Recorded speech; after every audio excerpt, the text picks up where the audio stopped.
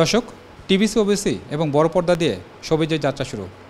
আজ শুরু করলেন ছোট পর্দার কাজ এবং সেই মানুষটি আজ লাল শাড়িতে বসে আছেন, অর্থাৎ বইয়ের সাজে নতুন নাটকে নাম লেখালেন। আজকে তার সাথে আড্ডা দিতে চলে আসলাম। আয়শা, আপনি যেহেতু নতুন কাজ শুরু করতে যাচ্ছেন এবং আপনার প্রথম কাজই আপনাকে বইয়ের সাজে দেখতে পাচ্ছি, কেমন লাগছে? খুবই ভালো লাগছে, কারণ বইয়ের সাজটা আসলে খুবই ডিফারেন্ট এবং বাঙালির কাছে আসলে খুব আবেগের একটা ব্যাপার। তো ভালো লাগছে। আয়শা, আপনার তো অপারেশন জ্যাকপটে কাজ করা হলো, মানে এখানে তো অনেকগুলো নায়ক আছে, এদের মধ্যে কাজ করতে আপনার কোনো নার্ভাসনেস কাজ করেছে কিনা? ডেফিনেটলি কাজ করে যখন সিনিয়র কারোর সাথে কাজ করি, বা ওইটা আমার প্রথম বড় পর্দায় মানে একটা কাজ করা ছিল। তো ডেফিনেটলি নার্ভাসনেস কাজ করেছে, বাট আমি চেষ্টা করেছি আমার চরিত্রটুকুই মধ্যে থাকতে, আমারটুকু প্রপারলি দিতে। সো এটাই। অনন্ত জলিলের সাথেও তো মানে উনিও তো এই সিনেমায় আছেন। অনন্ত জলিলকে আপনার কেমন লাগে? মানুষ হিসেবে আমি যতটুকু মানে ব্যক্তিগত আসলে যোগাযোগ নাই, তো মানুষ হিসেবে আমার কাছে মনে হয় যে ভালো। এবং আসলে কিভাবে বলবো একটা মানুষের সাথে না মিশলে, বাট ঠিক ঠিক আছে, ভালো। বড় পর্দায় যদি আরও কাজ করা হয়, ধরেন আপনাকে শাকিব খান অফার করলো যে নতুন মুখ নিয়ে কাজ করতে চাই, উনি তো প্রায়শই নতুন মুখ নিয়ে কাজ করে থাকেন, সেক্ষেত্রে আপনার সেদিন আসলে ফিলিংসটা কেমন হতে পারে একটু জানতে চাচ্ছি। যেহেতু উনি আমাদের সুপারস্টার, ডেফিনেটলি ভালো লাগবে যদি এরকম ধরনের কোনো প্রপোজাল আসে, এবং আমি চেষ্টা করব তার সাথে অবশ্যই কাজ করার। এই ধরনের প্রপোজাল আসলে তো অবশ্যই ভালো লাগবে। আচ্ছা, এখন তো অনেক নতুন মুখ সবিজে পা রাখছেন, কী মনে হয় আসলে এই জার্নিটা কি অতটা সহজ হবে? আপনার যেহেতু ছোটো পর্দায় কাজ শুরু করেছেন, নিজের কাছে কি মনে হয়, পারবেন? আসলে আমি কাউকে কম্পিটিটর ভাবতে চাই না। আমি চাই যে যারা কাজ করতে চায় তারা কাজ করতে আসুক, যার যার কাজ করার ইচ্ছা আছে সে কাজ করুক, ভালো ভালো কাজ করুক। এবং আমি চাই যে আমি যখন যে কাজটুকু করব ওইটাই প্রপারলি করার জন্য। সো কাউকে কম্পিটিটর ভাবলে আসলে তখন টেনশন বেড়ে যায়, কনফিউশন বেড়ে যায়।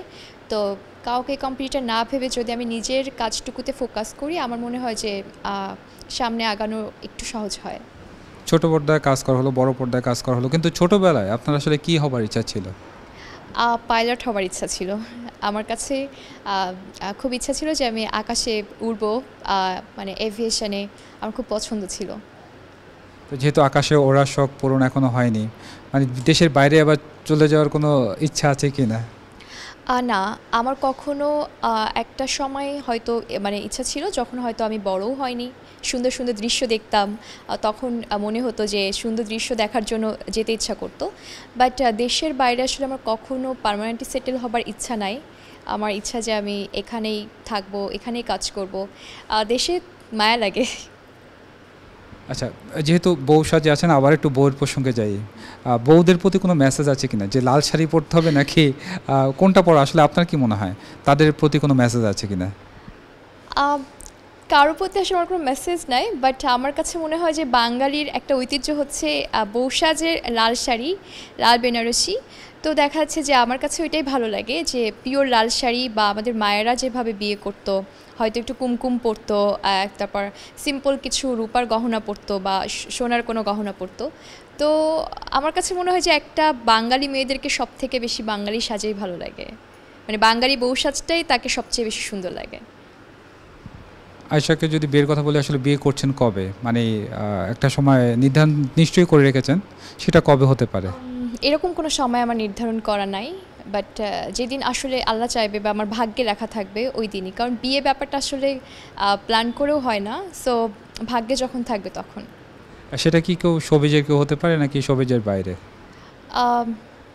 শোবিজের, আসলে শোবিজের নিশ্চয়ই শোবিজের বাইরে, বাট এখনও আমি জানি না আসলে। আমি বলতে পারবো না এ ব্যাপারে, কারণ এখনও পর্যন্ত আমার বিয়ের কোনো প্ল্যান নাই। আচ্ছা, এখন তো সবাই ভিউর যুগে আছে, আপনার কি মনে হয়, আপনার যদি ভিউ, ধরেন আপনার ভিউ বেড়ে গেল, তখন কি আপনার পরিবর্তন আসবে? ধরেন আপনার যারা এখন আপনার সাথে কাজ করতে চাচ্ছে, তারা তো এখন আপনার সাথে কাজ করছে, তখন কি আপনার মানে মার্কেট ডিমান্ডের উপর ভিত্তি করে আপনার চুজটা বেড়ে যাবে কি না?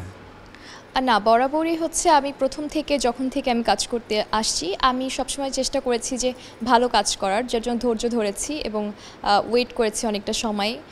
যে কোনো কাজে আসলে আমি স্টেপ নিই না, আগে যখন বুঝি শুনি তারপর।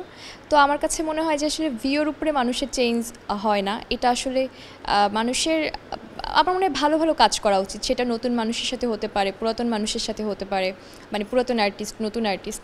তো এই ধরনের পরিবর্তন সম্ভবত আমার মধ্যে ঘটবে না। আমি সবসময় চেষ্টা করব ভালো কাজ করার, সেটা যে কারোর সাথেই হতে পারে। একমাত্র ওয়ালটন এসি দিচ্ছে 1 বছরের রিপ্লেসমেন্ট গ্যারান্টি এবং কম্প্রেসারের 10 বছরের গ্যারান্টি। দর্শকদের উদ্দেশ্যে কিছু বলা আছে কিনা? দর্শকদের উদ্দেশ্যে অবশ্যই বলবো যে ভালোবাসার প্রত্যাবর্তন নাটকটি দেখবেন এবং হচ্ছে এটা অসম্ভব সুন্দর একটা রোম্যান্টিক ঘরানার একটা প্রেমের গল্প, এবং যেখানে আপনাদের বাস্তব জীবনের অনেক মিল থাকবে। আসলে এই ধরনের গল্প খুব কমই হয়, এত নামটা শুনেই বোঝা যাচ্ছে যে এটা অসম্ভব সুন্দর একটা গল্প হবে, এবং যেখানে আমার কো আর্টিস্ট পার্থ শেখ ভাইয়া আছেন এবং হচ্ছে ডিরেক্টর আব্দুল্লাল হারুন ভাইয়া আছেন। সো সবার হচ্ছে প্রচেষ্টায় এত সুন্দর একটা গল্প হচ্ছে, যেখানে আপনারা সবসময় চান যে, এখন কিন্তু আমরা অনেক ধরনের কন্টেন্ট দেখতে দেখতে বিরক্ত হয়ে গেছি, অনেক সময় আমাদের মন চায় যে আমরা সেই আবার আগের ঘরানার গল্পগুলোতে ফিরে যেতে। তো এটা সেরকমই একটা প্রেমের গল্প বা একটা ভালোবাসার একটা প্রত্যাবর্তন। সো আপনারা অবশ্যই দেখবেন, এবং নতুন হিসেবে আমার কাজ আমি আশা করব যে আপনারা কাজের ভুল ত্রুটি হলে সুন্দরভাবে সম্মান দিয়ে কমেন্টস করবেন, এবং নেগেটিভিটি না করাই ভালো। এবং হচ্ছে সম্মানের সাথে যখন আপনারা কমেন্ট করবেন, আমরাও চেষ্টা করব নিজেদেরকে ভালোভাবে ইমপ্রুভ করার এবং আপনাদেরকে ভালো ভালো কাজ দেওয়ার।